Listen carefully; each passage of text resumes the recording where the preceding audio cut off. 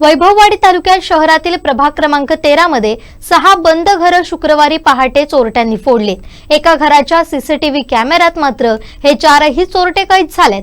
त्याची ही दृश्य पाहूयात।